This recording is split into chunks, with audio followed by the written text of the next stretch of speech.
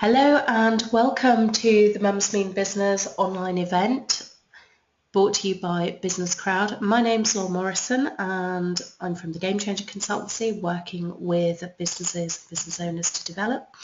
And today I'll be interviewing Martina Mercer, who is a journalist and founder of the Consumer Voice magazine and many, many other accolades. So Martina's going to share with us a little about her journey as a mum running a business. Welcome, Martina.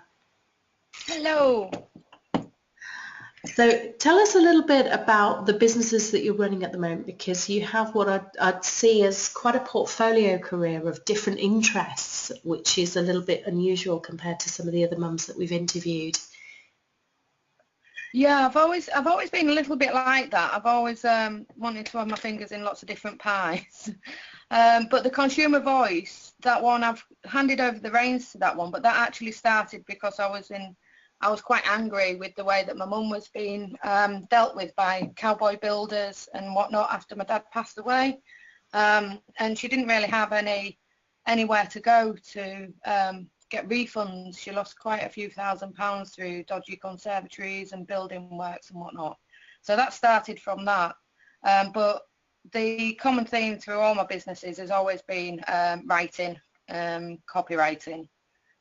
That's the one that I've stuck with, and that's the one that I do on a day-to-day basis now. So it's magazine articles. I'm the editor of Sunday Woman magazine, and also do freelance copywriting and journalism as well.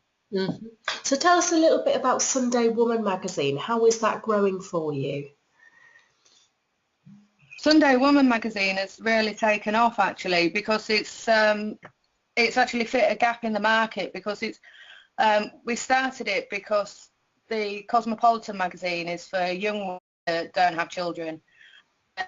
On the other side of that, you have Good Housekeeping, which is for women with children, but they might be a little bit older, and there was nothing really in the middle for sort of women that were motivated and driven and, you know, wanted to be successful at careers but still had a brain and still thought something of themselves alongside being a parent. You know, it wasn't just all about being a parent. So that's where Sunday Woman magazine came from.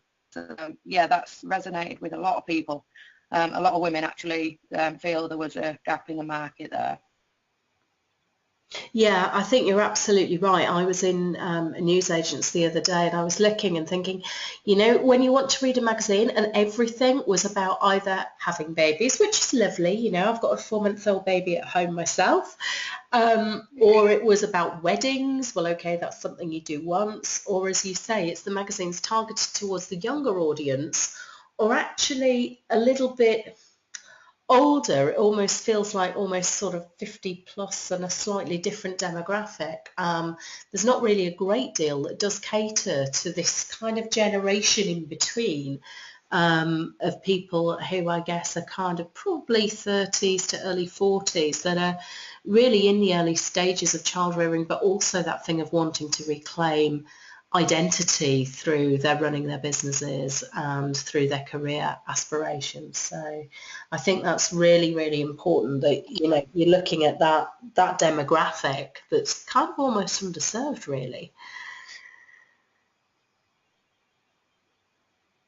It really is. Unless you want to sort of eat healthy, or like you say, the weddings, or you have a hobby such as sewing and knitting, there really is nothing there, which astounded me really. I suppose it's a fashion, but then a lot of them do ignore the fact that you might have children, or then the others think because you have children you can't have sort of adult conversations and debates and an adult interest in an actual career. It's bizarre that it's not there. So yeah, so Sunday Woman fits into that. So yeah. And it's great to write for as well. It's great to put together, and you know, so it just feels like What do you look for? I mean, do you really do you do a lot of research in terms of what the audience are looking for as fully rounded women, Martina? Yes. Well, my connections are usually with strong women that are. It's for women that aren't parents as well. So, but my connections are all with women in that area, sort of working in PR, in marketing, setting up their own businesses and whatnot. So I don't have to go far to actually find out what people would like to read. And a lot of people, because they don't, because there isn't something serving this market, a lot of people will go and buy the Cosmos, or they will buy the Good Housekeeping and feel like they're sort of compromising It's and whatnot. So it's quite good to actually set up that. Yeah, I think. Oh, sorry. What I was going to say is I think it's kind of women in that very, very busy thing as well. We want to feel that we've used our time properly, you know, by reading quality content that's actually going to do something for us, support us, rather than, I guess, just filling time, you know? Yeah, do we? We don't need those, and we don't need to be distracted either. Even in my work as a writer and a content marketer, I always dissuade against sort of articles and that are filled with ads, and you know, they waste people's time, and it's just hard to get that loyalty back once you do that to a reader as well. We don't need that. People treat us as if we're a little bit thick sometimes, don't they? As if I've got you here, so I'm going to do what I want with you, which I think is quite rude when we are busy, and we do need to spend our time wisely and our money as well, of course. We work hard to earn it. Okay, so the design, obviously, of the website as well for Sunday Woman is obviously something that appears to be very important to you, because, as you say, it's got that minimum fuss-free, no distractions approach. And for you, when did you actually decide that you were going to start your own business? Because I guess as a journalist, it's a little bit different doing journalism and copywriting, because that is it more of a traditional freelance career, or did you come from, if you like, a background where you were working consistently for a publisher in a former life? I've always wanted to be an author of books, and then I actually worked for a publishing house in New York, being their lead editor, and they published one of my books way back when. And then I started to do articles as the web became more popular, back in the day when it was almost dial-up connections, and found that the short, snappy sort of web copy suited me. I've been in business since I was 14, so that as well. And then having sort of qualifications in psychology and English, they really blended well. So yeah, it sort of now progressed to do the business copy, the sales copy, the web copy, and then the articles as well. So I've always been in that arena. But yeah, I did come from a publishing background, and then did go into freelance because I was a single parent at the time, so I had to work around the 2 children as well, and it just seemed perfect for me. I mean, the internet's been an absolute blessing for that, really. So how old are your children, Martina? He's 15, he's autistic, which makes no difference whatsoever. But Poppy, she's 11, very precocious, and I've got Percy, who turns 5 tomorrow. Oh, so you've really gone through that journey, as you say, right from the beginning of, if you like, the digital revolution, and seen it and been able to use that to combine the availability of flexible technology with your career and growing your career as a working mother.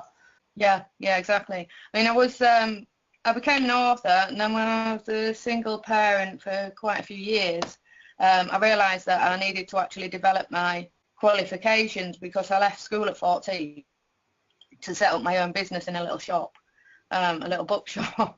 And I needed to go back and do that. And with the internet, it just, you know, I got my degree, I got my HND in psychology, and I was writing as well while the children slept and while they were at school, and it's just been fantastic. It just opens up a whole new world.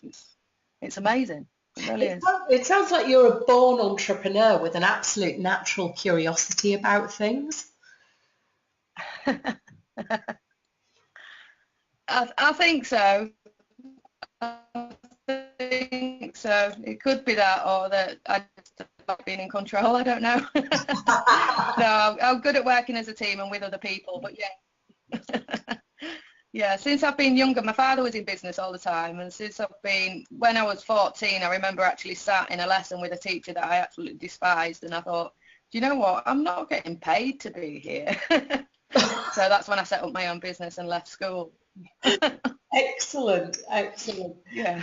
Oh, I love that, because I mean, I do think it's one of those things, actually, speaking as a mother within schools, there's lots of things that they get taught that I think, well, Actually, how useful is that? And actually, I'd like to see things like entrepreneurship, bookkeeping, how to run a business formally on the curriculum.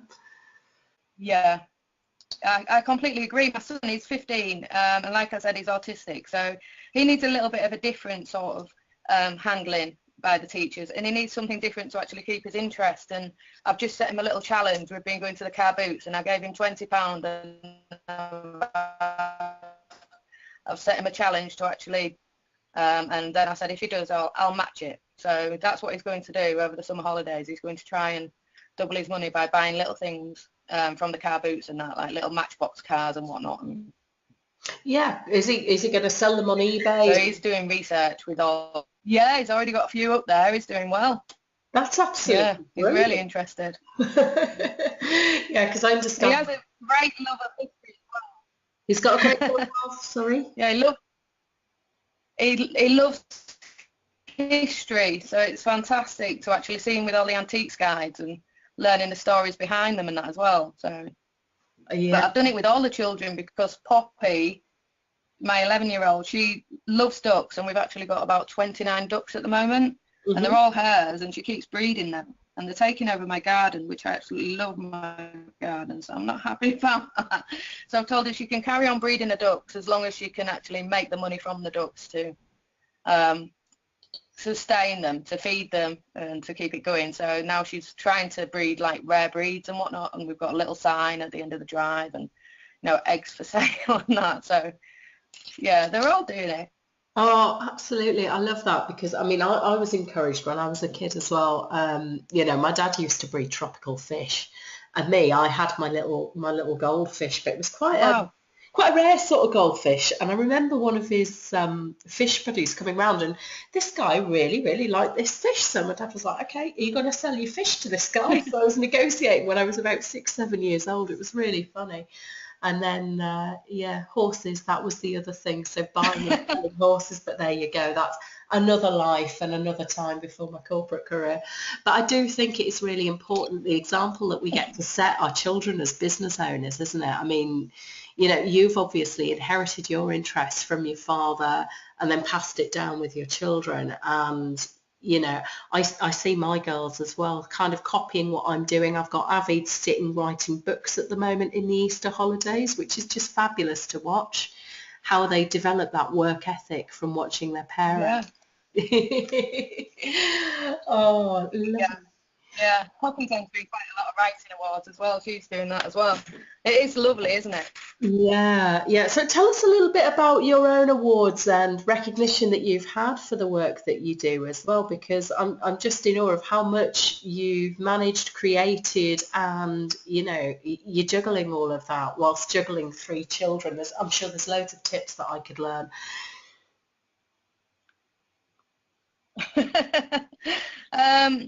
I'm a stickler for routine, that does help. But because I was a single parent for so long, I mean, I don't like to go into this, but I had a pretty bad past, and then we had to sort of disappear to the middle of nowhere. And I had to leave all my friends behind and sort of start afresh with a new name and whatnot. And we absolutely had nothing. So to start from there, that was quite easy, really, because there wasn't really a sort of social life to distract me, or I certainly wasn't interested in anything romantic.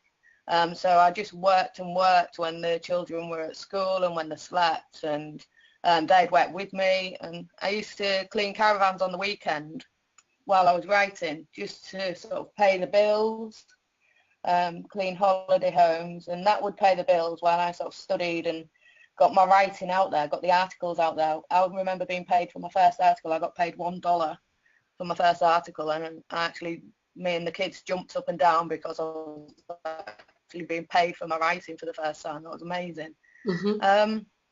So yeah, it's just sort of gone from there, really. And then Justin, my husband now, he was a house husband with me for 4 years, and I wouldn't have been able to do the rest without him. I mean, I met him when I was 12, and we've been best friends, and then we finally got together, and it's just having that support has been amazing. So I wouldn't be able to do it without him, really. But yeah, I think it's the actual journey, though, where the award from. I think it's sort of coming from sort of cleaning the caravans to actually running a successful business. I think that's what inspires people, sort of makes them realise that anyone can do it. You just got to put your mind to it. That's all you've got to do. Is just believe in yourself, really, and just keep going. Yeah, I think absolutely, and thank you for sharing that, because I do think, you know, these difficult situations that women go through, and sometimes when you need to walk away from that, you can feel as though you've lost everything. So for you to be out there having created what you have created and being a role model for those women that may be thinking about, you know, for whatever reasons, needing to change their situation, I think is really inspiring. Thank you. It was quite difficult when we started getting recognition. I say we, with the children as well, because they really helped. It wouldn't help. You wouldn't be able to do it without them. But when you start getting recognition, you sort of think, right, and do I really, I need to stay in the shadows, but I also want to get out there. Which one shall I do? Luckily, Deepole helps. So, Yeah. I would say it's one of those things, isn't it, about almost reclaiming when you do decide to go out there and share your things publicly, having been through something like that. Yeah. And it can be quite daunting as well, because you get so many keyboard warriors now that sit behind a computer screen, and, you know, they'll look for fault, and there's a lot of trolls out there now. And that can be quite daunting, and I think over time I have learned to sort of ignore those people and just sort of picture them sort of in their underwear, eating a Big Mac and sipping on Coke, and, you know, while they're tapping it out on the computer. I've learned to ignore them now. They used to upset me, but not anymore. I think you're very right there. There's a real, particularly with social media and everybody's access and almost this transparency we have into people's lives. There's a real, you know, women can often lack confidence anyway.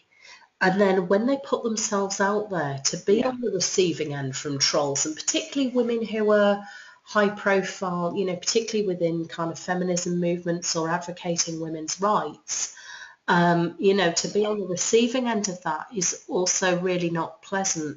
You know, it's a little bit different when there's also that personal aspect to it as well. But I mean, anybody, you know, that's online really and running a business does have to face that, whether it's from competitors, whether it's from just somebody who's, as you say, you know, kind of sat in their underpants eating pizza, quite bored, that thinks it's a good idea to start targeting somebody. So it takes a lot of mental toughness to handle that. What would your tips be for somebody that's kind of going through that? I think. Sorry. Okay. Is it better?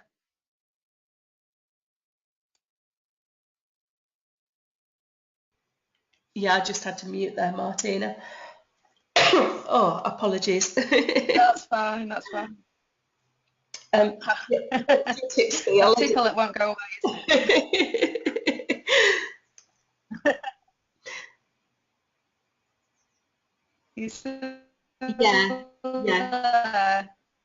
Yeah, so if you could just share with us, Martina, your trip. I think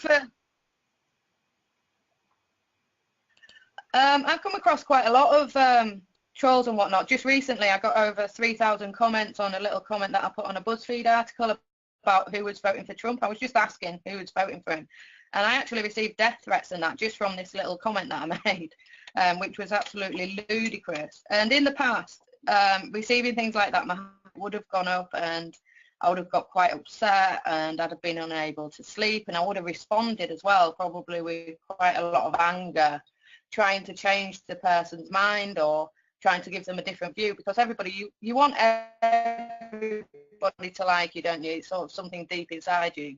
And then when somebody blatantly comes out and says, well, I don't like you, you kind of want to change that. But now I just look and I actually laugh at the comments now, because these are sort of sad, very unhappy people that are in dire need of friends and some kind of social life, and that's why they're making these comments, because they want a reaction. They actually put them out there to actually get a reaction, and I just pity them now. I just feel sorry for them rather than rather than get angry over it. So and it does take that mindset shift, doesn't it, to look at almost with compassion what's going on for that individual that's making them so desperately unhappy that they've got nothing better to do than, be a keyboard warrior, as you say.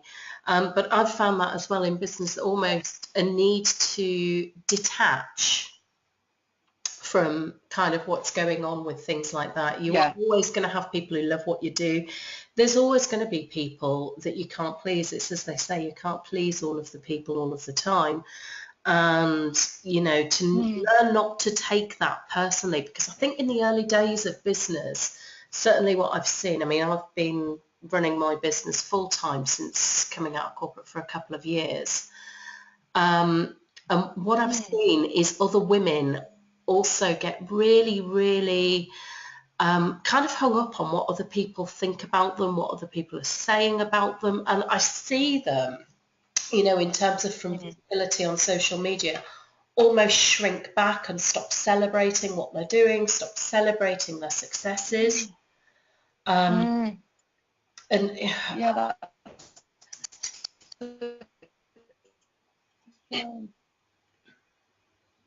I mean, I have noticed recently, it seems to be, I wrote this in an article on Sunday Woman actually, but there seems to be this, I'm just wondering if you'll have to beat me for saying the word, but it seems to be this sort of culture of people are actually celebrating the fact that they're a sort of BITH, they're sort of proud of the fact, and I don't know where that's come from. People are sort of, I am, hostile, I'm difficult to get along with, I will speak my mind, even though there's no truth in it, and I'm proud of that.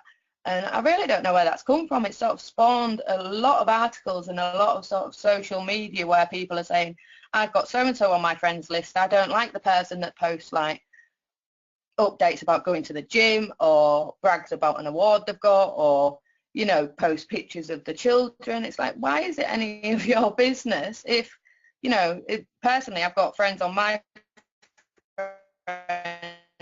list that post all of that, and I actually want to see people succeed, but then I've got a lot of friends that shy away from that and won't post things because they think that other people are thinking that they're sort of like bragging, or they might be boring somebody, or and it's not very nice, really. It seems such a shame. Yeah, we had a really good conversation yesterday when I was interviewing Joanne on basically people's, almost a British thing, an unwillingness to celebrate other people's success, an unwillingness to be transparent about things like finances, which actually, when you look at for women, economic empowerment, if we were transparent, we'd probably be a lot further in terms of equal pay and things like that right now.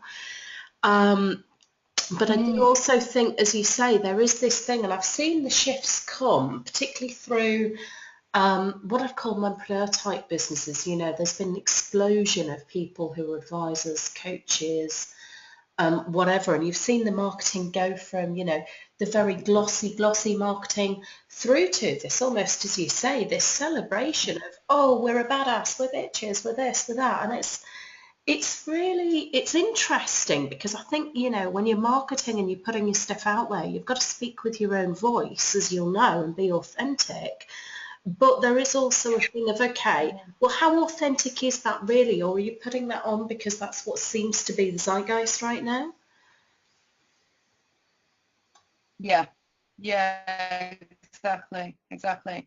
And I can't see how maybe it will attract a few customers thinking, okay, they're cool, that's good. But in the long term, I mean, what exactly is it doing? It is alienating a lot of people, isn't it? And it's making people worried about other people's reactions as well, instead of sort of concentrating on themselves. It's not nice. It's not nice to live through, I don't think. And it's sort of, people should, like women especially, should be able to sort of stand there and say, I've started my own business. I've done really well this week. I'm really proud of myself. And look, I've managed to dress my child and they've got matching socks on. Wow.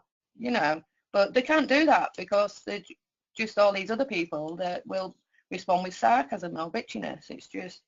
It's none of their business. I'm sorry. I feel quite strongly about it. You're absolutely right, though. And it's that thing, you know, actually, because when you look at it, the hardest time for a woman is when they become a mother. I was talking to somebody a few days ago, and, you know, I've got a friend that works in this area. And, you know, with postnatal depression, you know, a lot of women don't even realise that they've had it until the child is 5 years old and things like that, you know. So with the rise of social media, I think there is a real call for people to start to be a bit more responsible about how they respond to things, to remember that people are people with feelings. You know, Yeah. how do you find that reconciles? Obviously, in the world of copywriting, a lot of that is about sales. It's a lot about convincing people to do things. And what I see there is I see almost two camps in the selling, kind of what I would call, if you like, ethical selling. Yeah. And then I see the other side of it, where what you've got is you've got copywriters who pride themselves on writing copy that actually instills fear in people, instills fear that they're not good enough, that they're missing out on something. What's your take on that? Because you're an expert in this area. Yeah. I'd kind of stay away from that. Obviously, when selling through copy, you do want to sort of project a nice lifestyle and to sort of sell that lifestyle, depending on who your target market is. If your target market is affluent and they can afford the lovely lifestyle, and if that's what they want, you know, if they are following such things such as House Beautiful and whatnot on the internet, then they're obviously interested in that and they do want to, they are open to sort of buying new furniture or updating the home and whatnot. But as I always say to the clients, you do have to be genuine and believe in this forcing things on a customer, because you've got to take a look at like the lifetime value of the customer. Loyalty is much more important to a business from a customer than a new customer is, because you spend once, whereas if you actually make friends with a customer as much as you can between a business and a customer, and they come back again and again and they actually trust you, then they'll spend 100 times. Which one would you prefer? So I always go down the road with clients of, look, let's build up relationships with customers, let's make them trust us, let's be, you know, let's be loyal to them and they'll be loyal to us. And I think that's a better way to go about it, in my opinion anyway. So. Yeah, I think you're right there, and it is an important point. It's that lifetime value of a customer and the relationship coming first, which, you know, I know a lot of mums running businesses and the sort of people that we work with smaller businesses selling to consumers, but it's exactly the same when you're selling business to business, which was my background. I used to do multi-million-pound accounts with IT, and it was exactly the same thing. We'd have people who wanted to go in and do, you know, the quick deal or kind of, do you know what I mean? Rather than looking at what the client needed, and actually if you put the client's need first and serve that need, you're going to generate better business, better relationships, and you're the first port of call when they've got a problem. It's when you become a problem solver for the client, you're in the sweet spot. Exactly.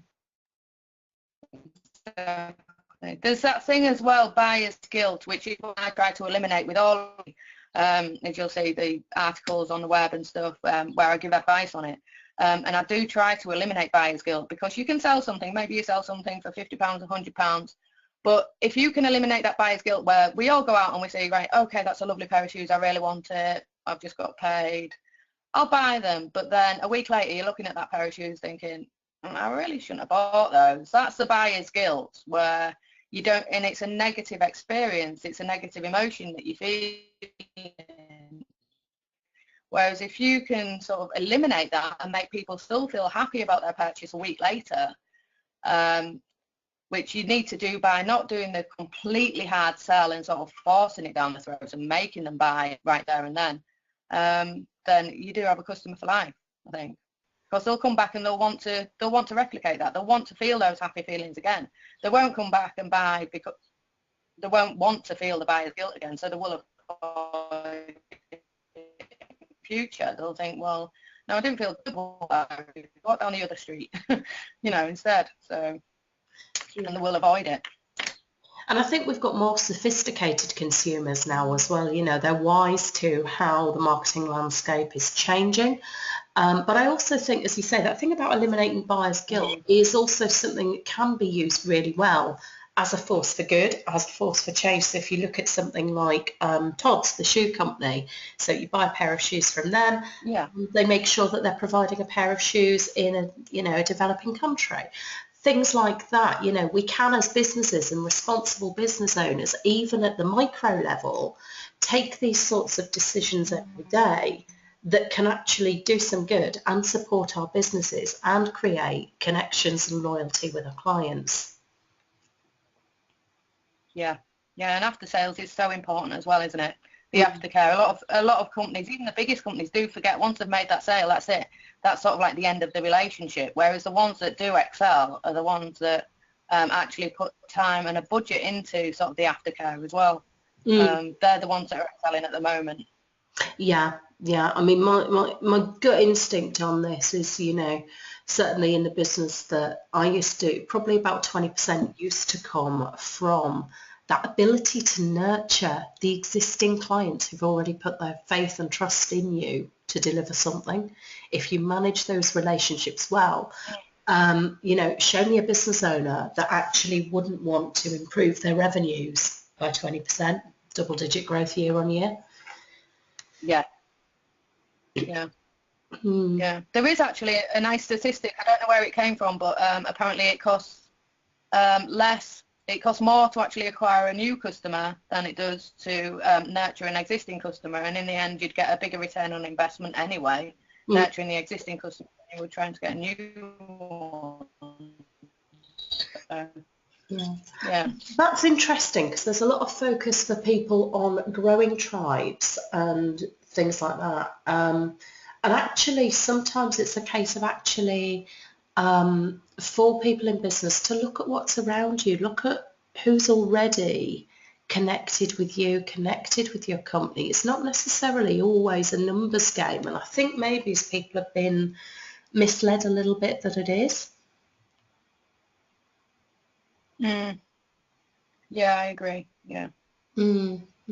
So your clients, how do you find your clients? Which are the clients that excite you most and that you most enjoy working with, Martina?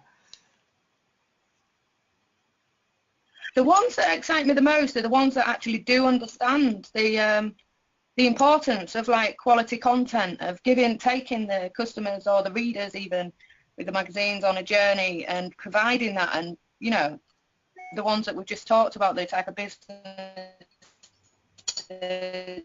that do invest in loyalty, they're the ones that really excite me. And obviously the ones that like to have a little bit of fun creatively as well, because I always enjoy that.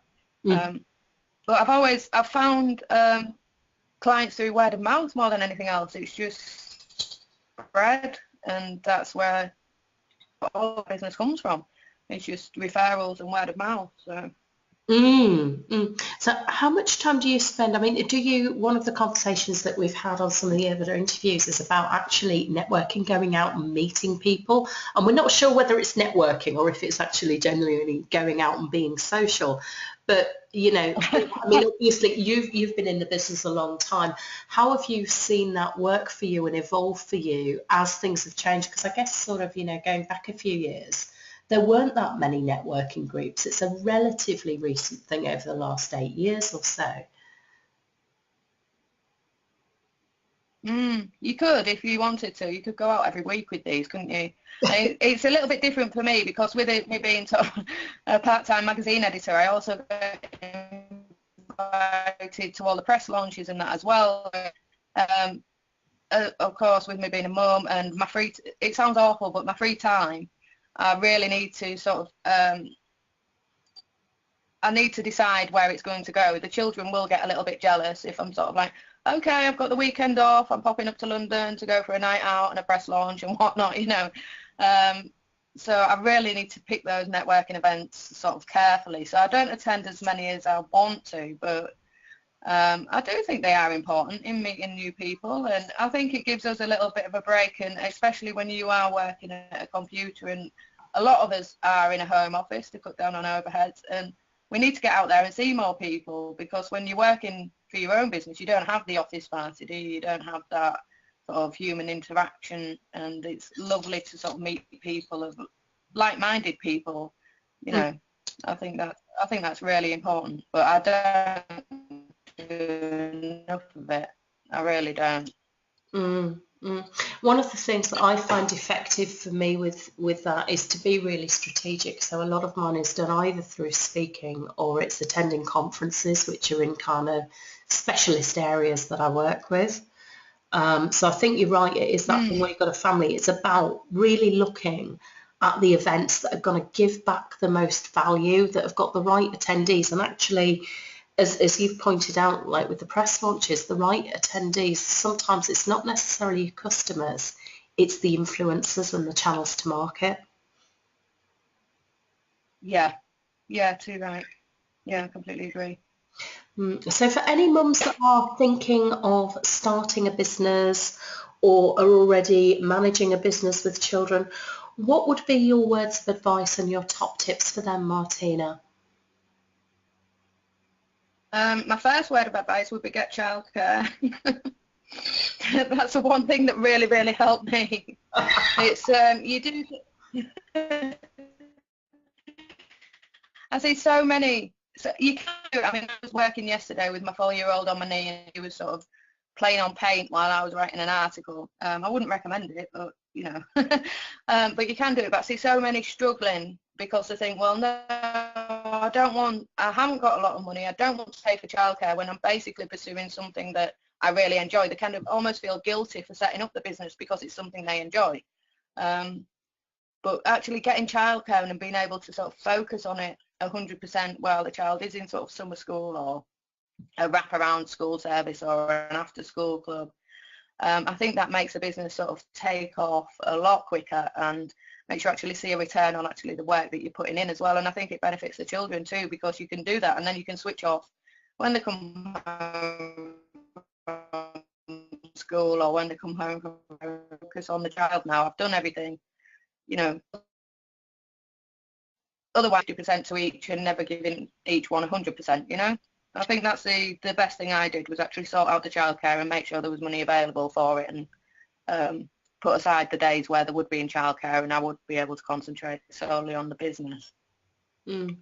Yeah, I think you're absolutely right, because you know you can't give 50% of your attention to the business and 50% of your children in any one given moment. Only one can have your 100% undivided attention.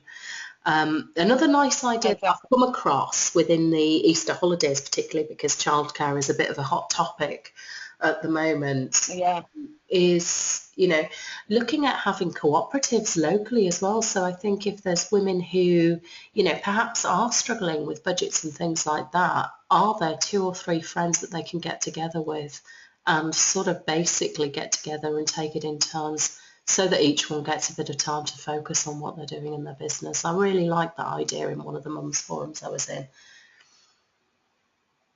That sounds amazing. That sounds a fantastic idea. It really does.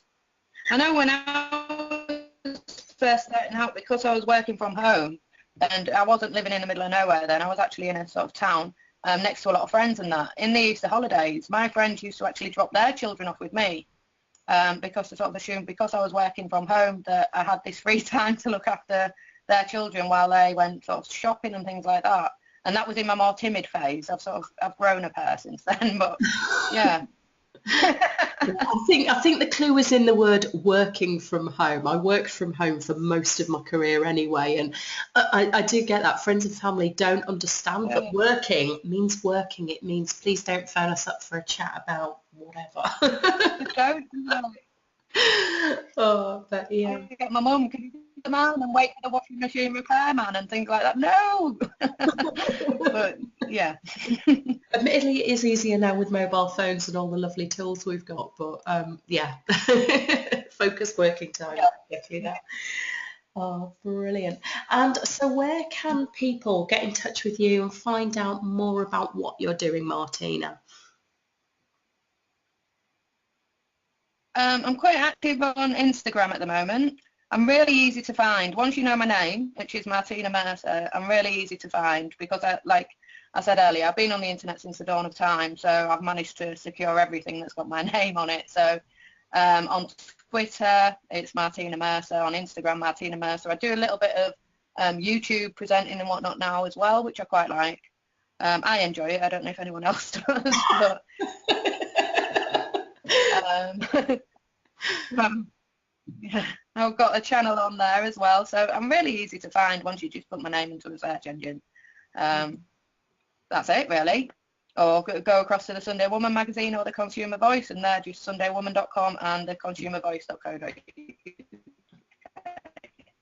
Okay, that's wonderful. Well, thank you so much for sharing your experiences with us today, and apologies for the minor interruptions. Hopefully we'll get that smoothed out when we send the recordings out later this week.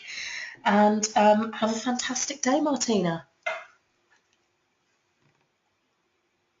You too. It's been lovely to talk to you.